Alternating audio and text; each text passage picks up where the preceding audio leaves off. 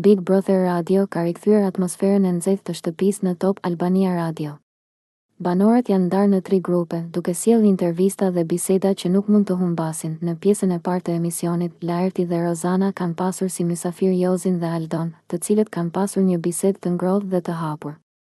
Rozana ka nisur me pyetje për Jozin, duke u interesuar për marrëdhënien e tij me Gertën pas disa tensioneve që u shfaqën lidhur me emrat e finalistëve. Jozi për Gertën në BB Radio: ajo mendon se është një luanesh. Kur kalon para pasqyrës, bën mjau. Rozana i është përgjigjur me një pyetje tjetër interesante: pse të thërrasin Joz shina? Jozi, me një buzëqeshje, ka shpjeguar: unë e kam shinën. I fus njerëzit në atë shinë. Kur Jozi të nxjerr nga shina, do të thotë që ke dal jashtë. Rozana ka vazhduar me pyetje më të thella rreth jetës private të Jozit: sa lidhje ke pasur jashtë shtëpisë?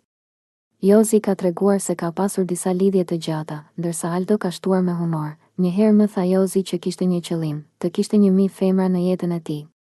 Të dy qeshin Rozana, duke i shtruar pyetje më të drejtpërdrejta: po na thuaj, si e arrin një objektiv të tillë, një mijë vajza?